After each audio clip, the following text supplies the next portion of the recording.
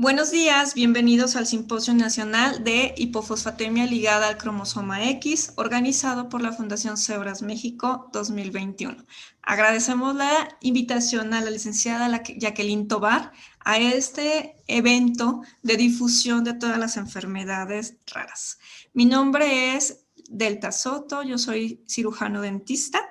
Y desde mi trinchera, desde el estado de Guanajuato, para mí es un honor poder compartir todos mis conocimientos acerca de las manifestaciones bucales que tienen los pacientes con hipofosfatemia ligada al cromosoma X.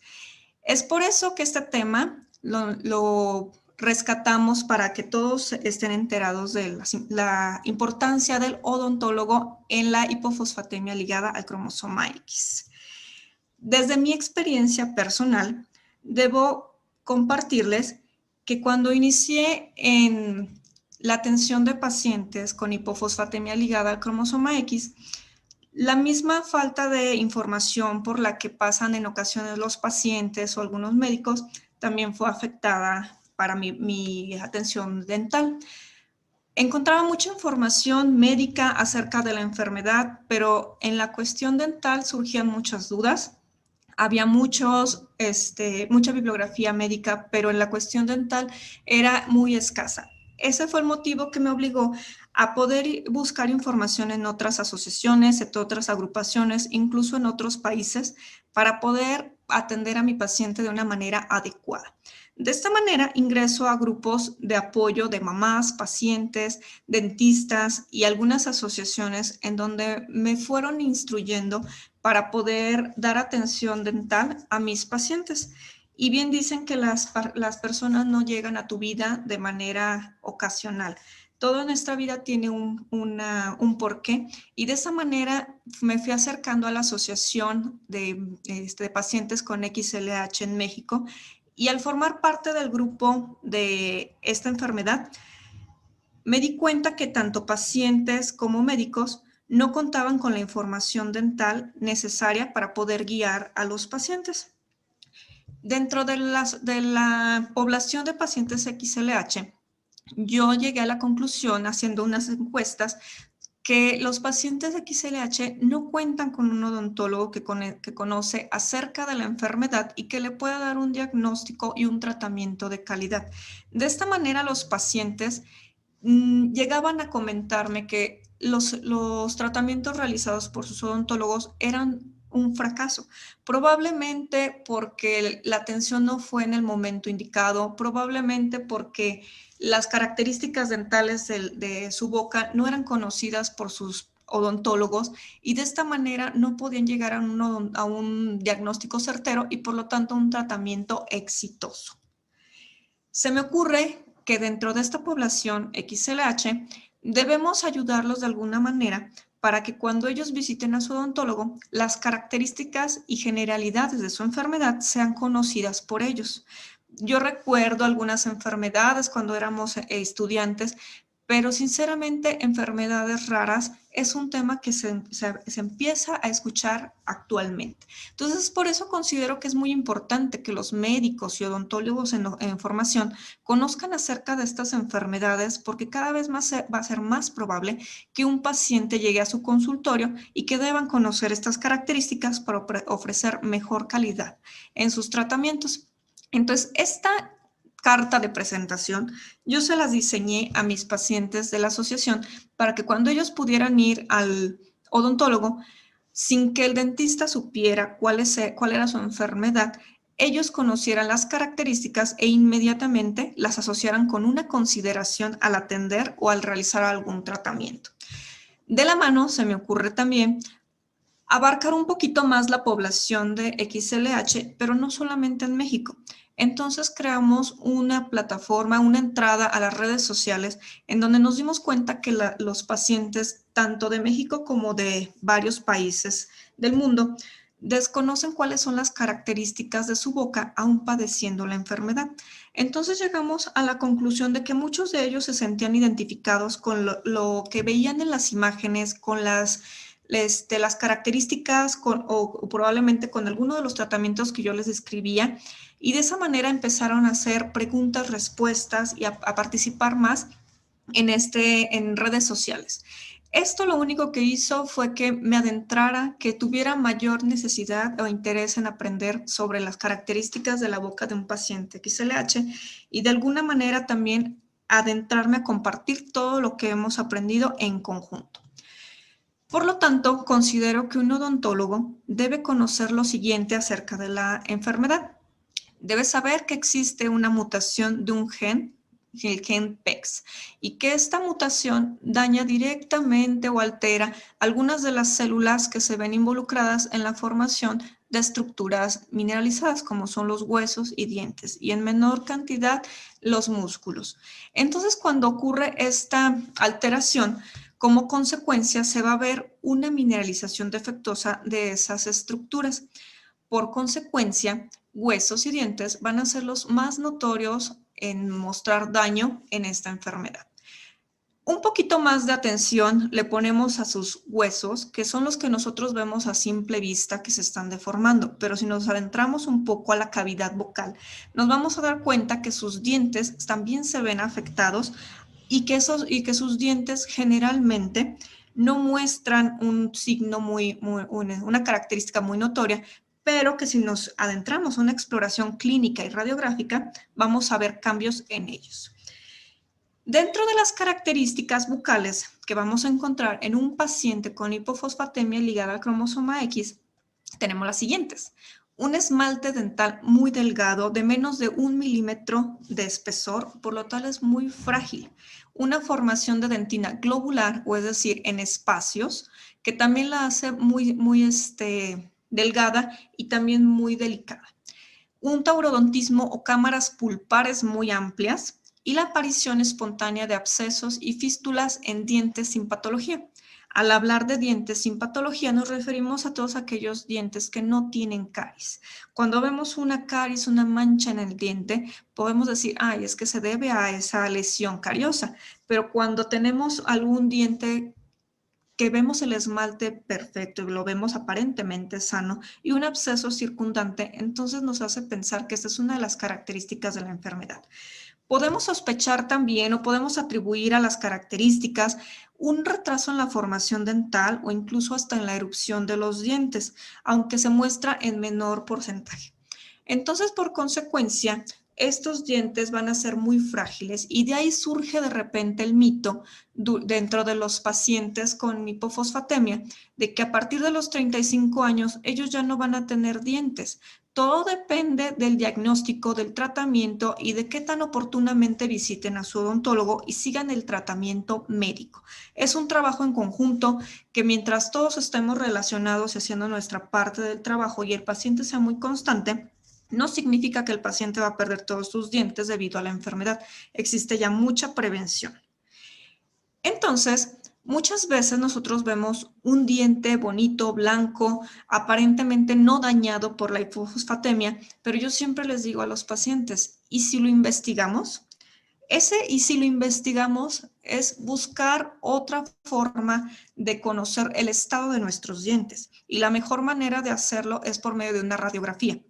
Quiero comentarles que por medio de una radiografía nosotros podemos ver los espesores tanto del esmalte y la dentina, que ya sabemos que son dos tejidos del diente muy frágil. Y podemos ver también el espesor del nervio, del corazoncito del diente, que nos va a hablar de qué tan expuesto puede quedar hasta por la misma fractura del esmalte. Cada vez es más común, cada vez es más frecuente que mis pacientes con hipofosfatemia me digan, oye doctora, ¿sabes qué me está cambiando de color este diente? Lo veo un poquito rojito. Lo que pasa es que se te está desgastando el esmalte y se está exponiendo el nervio de tu diente. Entonces imagínense qué tan delgado es el esmalte que en cuestión de unas 2-3 semanas puede llegar a perforarse y ver el diente como si estuviera estrellado. Entonces es cuestión de cuidar, proteger sus dientes y saber que son extremadamente frágiles para darle una atención necesaria o de calidad para poderlos conservar en boca. Otro aspecto muy importante que llama la atención a los pacientes, pues son los abscesos. Muchas veces nosotros estamos acostumbrados o inmediatamente al ver un absceso nos vamos por la opción número uno, medicamento, ¿verdad? Porque se trata de un absceso formado por alguna colonia bacteriana, cuando realmente en el caso de los pacientes con XLH, estos abscesos se forman en la encía por la misma alteración de las células que se ven modificadas debido a la misma enfermedad. Entonces, estos tipos de abscesos no necesitan una medicación, aunque en algunos países consideran dentro de su protocolo un medicamento antibiótico. Se ha comprobado que no es necesario el medicamento porque el absceso va a curar solito, ¿sí?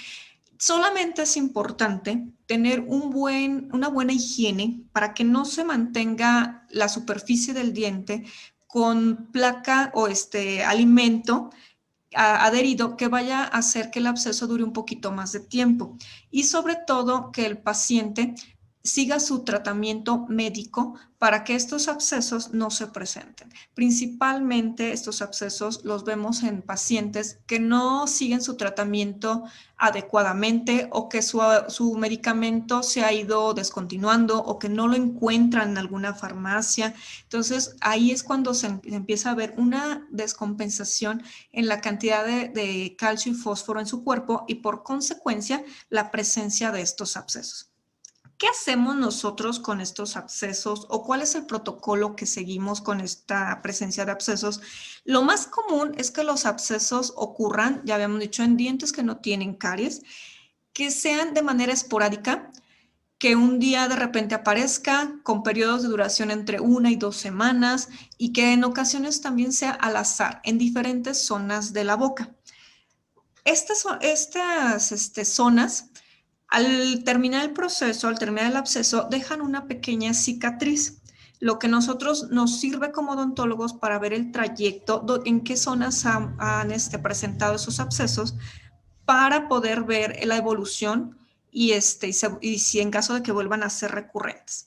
Yo les comparto unas fotografías de mi primer paciente con hipofosfatemia, donde al ver algunos dientes destruidos, nosotros podríamos pensar que esos son los dientes más contaminados, los dientes que se deberían estar presentando abscesos, cuando no es así. Sí tiene algunas cicatrices en donde en algún momento probablemente tuvieron abscesos, pero vemos otros abscesos en zonas diferentes en donde el diente se ve bonito, blanco, ¿verdad? Ahí en esa imagen también nos damos una idea de qué tan delgado puede llegar a ser el esmalte para destruirse de esa manera el diente en un niño tan pequeño, donde vemos los dos dientes de enfrente, sus centrales ya totalmente destruidos y los dientes laterales con unos puntitos en el centro, que me está hablando ya de una desmineralización donde ya próximamente el nervio del diente se va a estar exponiendo. Entonces, en estos casos, cuando los abscesos son muy frecuentes, yo opto por atenderlos en el consultorio oxigenándolos con un agente antiséptico, que es el agua oxigenada.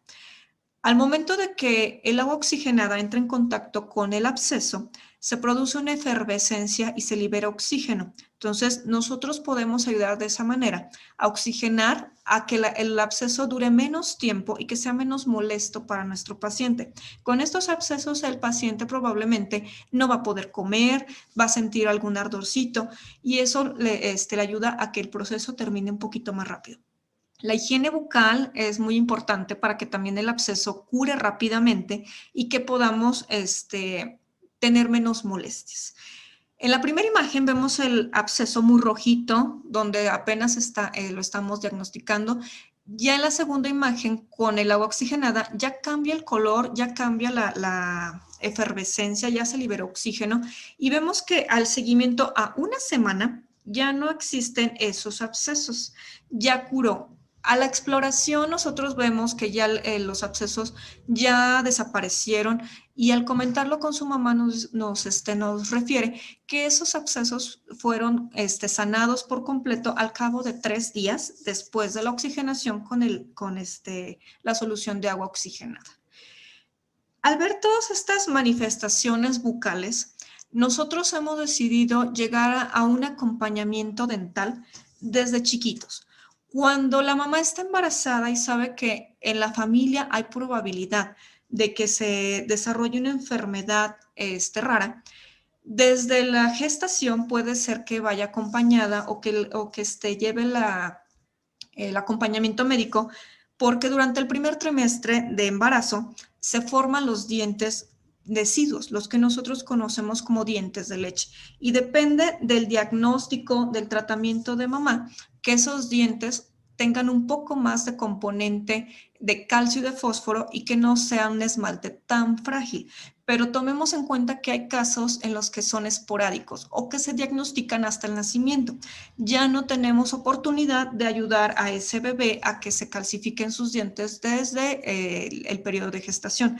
Pero en el momento en el que son diagnosticados, debe seguir su tratamiento porque después de sus dientes de leche van a salir dientes permanentes para toda su vida. Entonces, el tratamiento oportuno y el diagnóstico en este tipo de casos es muy importante porque no se puede perder tiempo para mineralizar estructuras dentales que les van a servir para toda la vida. Entonces, regresamos a la pregunta. Entonces, a los 35 años, ¿me voy a quedar sin dientes? No necesariamente, porque tú puedes, en el momento en el que estés diagnosticado, seguir tu tratamiento médico, lo que va a favorecer la cuestión dental y no necesariamente a los 35 años ya no vas a tener dientes. Podemos salvar algunas estructuras, podemos salvar algunos dientes que te pueden servir por el resto de tu vida. Entonces, en la cuestión de adultos, yo nuevamente regreso al grupo a la población XLH en México y vuelvo a encuestarlos. ¿Cuáles son los tratamientos dentales que más frecuentemente reciben nuestros pacientes? Ya sabemos que algunos de ellos no cuentan con un odontólogo de confianza, pero han visitado a un dentista, ¿verdad? Entonces, la mayoría de ellos, pues, es para alguna revisión y en un porcentaje un poquito más de la mitad, reciben operatoria, que es la restauración de todas esas muelitas con caries, tratamientos de conductos, que son ya las endodoncias cuando retiran el nervio, y extracciones. Me llama la atención que al momento de preguntar si son exitosos sus tratamientos, la mayor cantidad de los pacientes contestan que no. Al momento de adentrarme, de investigar un poquito más sobre los tratamientos que recibieron, me doy cuenta que muchos de los pacientes, cuando empiezan a tener algún dolor en sus molares, en sus dientes, y reciben algún tratamiento de endodoncia, posteriormente vuelven a presentar algún absceso. Originalmente le hacen la endodoncia porque dicen, bueno, tiene alguna infección de origen pulpar, de origen de su nervio del diente, vamos a hacer la endodoncia. Pero después de la endodoncia sigue su absceso. Regresamos a lo importante que es conocer las características de un paciente con hipofosfatemia. Si mi odontólogo no sabe que esos abscesos son característicos de la enfermedad y que no van relacionados con el nervio, va a seguir haciendo endodoncias, va a seguir esperando que resuelva ese absceso y al momento de que ya no resuelve, van a optar por una extracción innecesaria. Actualmente tengo pacientes en nuestra población pequeñitos que a una edad de menos de 10 años ya han perdido 6 órganos dentales. Cuando veo yo la historia de esos tratamientos, me doy cuenta que los retiran porque los abscesos no se curan. Entonces, no eran necesarias esas extracciones si los abscesos no eran por una caries, eran por la misma característica de la enfermedad. Y lo mismo ocurre en los adultos. Entonces, volvemos a recalcar la importancia de conocer las características dentales y sobre todo lo que es relacionado a la enfermedad. Y en adultos, lo más importante que me gusta rescatar es que los pacientes con hipofosfatemia son candidatos a todos los tratamientos, pero siempre debe haber una valoración clínica que el dentista vea cuál es la característica o este toque, sienta el esmalte de su diente, pero que posteriormente lo compruebe de manera radiográfica para ver su espesor, para ver qué tan frágil podría ser al exponerlo a diferentes tratamientos. Lo más común que me preguntan los pacientes, ¿me puedo hacer un blanqueamiento? ¿Puedo hacer algo estético? ¿No me gusta este diente? ¿Me lo puedo arreglar? Cada paciente es diferente, cada tratamiento es diferente. Habrá pacientes que son muy meticulosos con su tratamiento médico y por lo tanto también pueden ser meticulosos en su tratamiento dental, pero habrá pacientes que a lo mejor no llevan su tratamiento médico por diferentes razones y que al momento de querer hacer un tratamiento dental, sus características de sus dientes probablemente no sean muy favorables. En el caso de los blancamientos dentales, yo siempre les comento, tu esmalte es frágil, tu esmalte es delgado y van a usar un químico, van a usar una sustancia, a lo mejor una abrasión, a lo mejor algo que quite las manchas. Tú mismo contéstame, ¿tu esmalte lo puede soportar? Radiográficamente a veces nosotros vemos una oblea de esmalte. Entonces, de esa manera consideramos que los pacientes no pueden ser candidatos a algunos procedimientos estéticos cuando su esmalte es lo suficientemente frágil. Hay algunos otros tratamientos estéticos que necesitan prótesis. Lo más común que ahorita me preguntan son sobre las carillas, para ver sus dientes más alineados, a lo mejor más blancos, más estéticos, pero muchas veces la estética compromete la función. Y si ese va a ser el riesgo en un paciente con hipofosfatemia, hay que ponerlo en una balanza. Si realmente vale la pena que un diente que no te está dando molestia, que solamente no te tiene conforme, se ha sometido a un tratamiento en el cual probablemente vas a sacrificar un poco del tejido sano que tiene tu diente y que como consecuencia van a venir otros problemas dentales. Entonces, nuevamente, para todo tratamiento de prótesis en donde se deba desgastar un poco el diente, primeramente una valoración clínica, radiográfica y que tu odontólogo esté enterado de las características de tus dientes. Hay otros tipos de tratamientos, a lo mejor no tan invasivos, a lo mejor más invasivos, pero todos ellos bajo una valoración y sobre todo bajo el tratamiento de un especialista. Los tratamientos de ortodoncia, sus brackets o aparatitos para poder alinear sus dientes requieren de una fuerza que probablemente tu diente no pueda soportar y que se pueda dar alguna fractura. De la misma manera, hay algunos aditamentos para corregir la posición de los dientes que pueden guardar alimento, lo que puede traer como consecuencia que se agudice el problema de abscesos dentales, que ya es un característico de nuestros pacientes diagnosticados. Otro de los tratamientos más controversiales en XLH pues es la colocación de un implante dental. A la pérdida de alguna pieza dental es muy importante en un paciente sano. Nosotros les recomendamos siempre que sustituir el órgano, la pieza que tú perdiste. De alguna manera se van a empezar a mover los demás dientes. En el caso de los pacientes con XLH, hay que considerar que la pérdida de un diente puede adelgazar el hueso alveolar, el hueso que sostiene a todos los demás dientes, mucho más rápido que un paciente sano. Entonces, por consecuencia, al perder hueso, probablemente se adelgace y no sean candidatos a implantes. Tenemos pacientes en nuestra población que han recibido diferentes tipos de tratamientos sin ninguna molestia posterior. Entonces, no quiere decir que todos están catalogados de que no deben colocársele implantes. Todo va previa valoración. Si tu hueso es de un espesor que pueda ser candidato para soportar el implante, perfecto. Y sobre todo realizado por un especialista. Restauraciones sencillas es otro tema importante porque muchas veces los odontólogos se sorprenden de que caries tan pequeñas, restauraciones tan pequeñas que aparentemente no tienen ninguna complejidad, en un paciente XLH suelen ser necesario ese pequeño huequito para llegar al nervio dental. Nosotros recordamos que el nervio de un paciente XLH es mucho más amplio. Por consecuencia, es mucho más sencillo que nosotros lo toquemos o lo lastimemos sin querer al tratar de arreglar alguna caries pequeña.